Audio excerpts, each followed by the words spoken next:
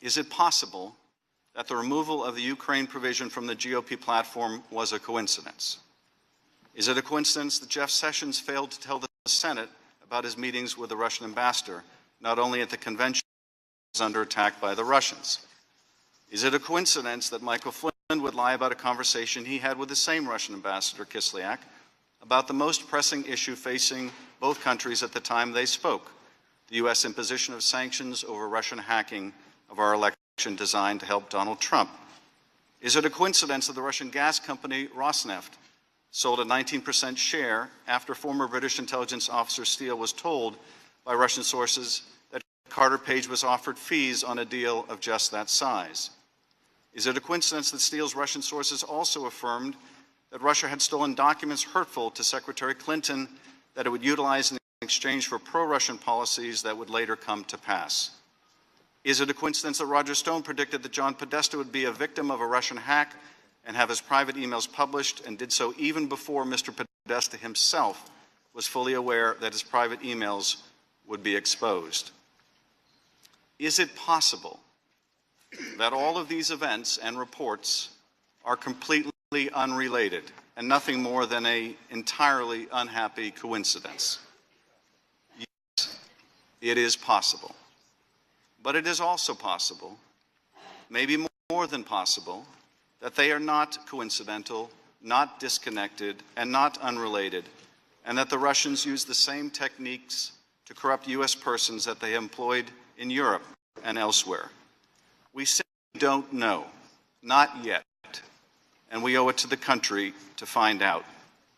Director Comey, what you see on the dais in front of you, in the form of this small number of members and staff, is all we have to commit to this investigation. This is it. We are not supported by hundreds or thousands of agents and investigators with offices around the world. It is just us and our Senate counterparts. And in addition to this investigation, we still have our day job, which involves overseeing some of the largest and most important agencies in the country, agencies which, by the way, are trained to keep secrets. I point this out for two reasons, and I'm wrapping up, Chairman. First, because we cannot do this work alone, and nor should we. We believe these issues are so important that the FBI must devote its resources to investigating each of them thoroughly. To do any less would be negligent in the protection of our country. We also need your full cooperation with our investigation so that we may have the benefit of what you know, and so that we may coordinate our efforts in the discharge of both our responsibilities. And second, I raise this because I believe that we would benefit from the work of an independent commission that can devote the staff and resources to this investigation that we do not have, and that can be completely removed from any political considerations. This should not be a substitute for the work that we in the Intelligence Committee should and must do. The stakes are nothing less than the future of our democracy and liberal democracy. Because we're engaged in a new war of ideas, not communism versus capitalism, but authoritarianism versus democracy and representative government. And in this struggle, our adversary sees our political process as a legitimate field of battle. Only by understanding what the Russians did can we inoculate ourselves from further Russian interference that we know is coming. Only then can we protect our European allies who are, as we speak, enduring similar Russian interference in their own elections. And finally, I want to say a word about our own committee investigation.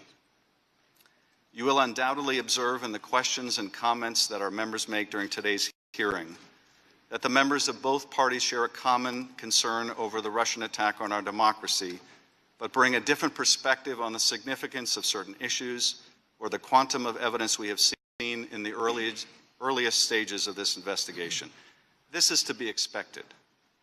The question most people have is whether we can really conduct this investigation in the kind of thorough and nonpartisan manner that the seriousness of the issues merit, or whether the enormous political consequences of our work will make that impossible.